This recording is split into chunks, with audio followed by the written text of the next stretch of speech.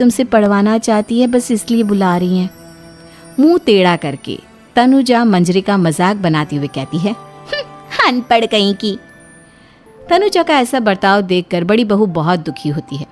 तनुजा को अपनी पढ़ाई का घमंड इतना हो गया कि अब वो घर के कोई काम नहीं करती और अपनी जेठानी का मजाक बनाती रहती। तनुजा का ये बर्ताव अब उसकी सास को भी नजर आने लगा था। एक दिन शांति ने अपनी बड़ी बहू से कहा, मंजरी, तनुजा हर समय तुम्हारा मजाक उड़ाती है, तुम्हें गुस्सा नहीं आता क्या? आता तो है माँ जी, लेकिन मैं क्या करूं? जब भी उसे कुछ बोलती हूँ वो और भी जली कटी बातें मुझे सुनाकर चली जाती है।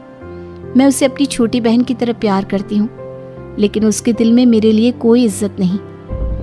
बहू, तूने वो कहावत सुनी है, जुल्म करने वाले से ज्यादा जुल्म सहने वाला अपराधी होता है। मंजरी अपनी सास का इशारा समझ जाती है। वो अपनी देवरानी को सबक सिखाने की ठान लेती है और एक दिन शांति अपनी दोनों बहुओं के साथ बैठी थी तो शांति अपनी बड़ी बहू से पूछती है, अरे बहू, शाम होने को है, कुछ सोचा है क्या बनेगा खाने में? माँ जी, मेरे तो सर में बहुत दर्द है आज। मेरी प्यारी देवरानी ही कुछ अंग्रेजी खाना बनाकर खिलाएगी। सुना है पढ़े लिखे लोग अंग्रेजी खाना बहुत अच्छा बनाते हैं, क्यों तनुजा? इतना कहकर मंजरी अपनी सास की ओर देखकर मुस्कुरा दी। तनुजा अपनी तारीफ सुनकर बहुत खुश हो गई। इतने में शांति कहती है, यह तो सच बात है छोटी बहू, ये तो मैंने भी सुना है।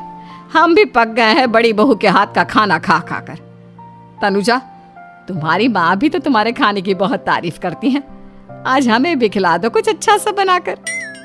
शांति की बात सुनकर छोटी बहू और आसमान पर चढ़ गई, पर उसे ये कहाँ पता था कि उसकी सास और जेठानी उसे सबक सिखाना चाहती हैं। तनुजा अपनी तारीफ सुनकर खुश तो बहुत होती है, पर सोचने लगती है, मुझे तो कैसा भी खाना बनाना नहीं आता। अब मैं क्या करूंगी? अगर मैंने इनको सच बता दिया तो मेरी सारी इज्जत मिट्टी में मिल जाएगी। अरे छोटी बहू, क्या सोच रही हो?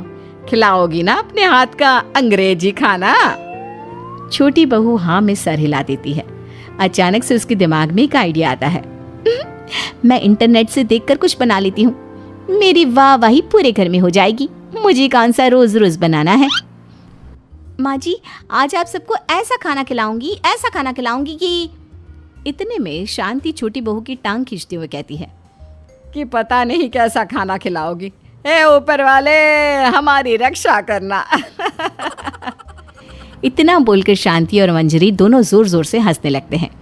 अब तनुजा रसोई घर में चली जाती है और खाने की तैयारी करने लगती है, पर उसे रसोई घर की चीज़ों के बारे में तो कुछ नहीं पता। जैसे तैसे सारी चीज़ें निकालती है और इंटरनेट पर देखकर खाना बनाती है। कुछ ही देर में सब लोग घर आ जाते हैं। अरे सुनते हो, आज का खाना हमारी छोटी बहू बना रही है। अरे वाह, आज तो फिर कुछ अंग्रेजी खाना खाने को मिलेगा।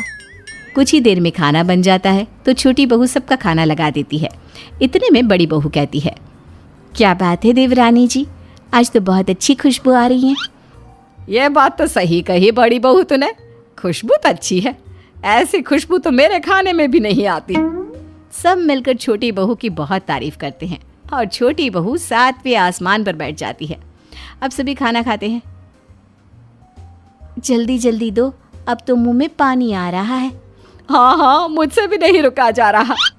जैसे ही सोहन एक निवाला खाता है तो उसकी आंखों से पानी आने लगता है। ये देखकर शांति सोहन से पूछती है, क्या हुआ जी, खाना इतना अच्छा बना है कि आंखों से पानी आ गया? सोहन चुप रहता है और धीरे धीरे से खाना शुरू कर देता है।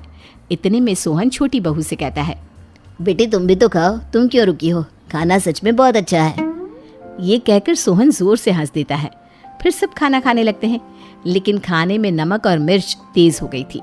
तनुजा से कोई कुछ नहीं बोलता, बल्कि उसे भी खाने को कहते हैं। जैसे ही छोटी बहू खाना खाती है वो पानी पानी कहकर चिल्लाती है, पानी, इसमें तो पानी। ये खाना तो सच में इतना अच्छा बना है कि हमारे साथ साथ देवरानी जी भी इसके स्वाद को कभी नहीं भूल पाएंगी। सही कहा बहू। तनुजा को अपनी गलती का एहसास हुआ और उसने अपनी सास से कहा, माँ जी, ये मेरी गलती नहीं है, इंटरनेट पर दिखाया था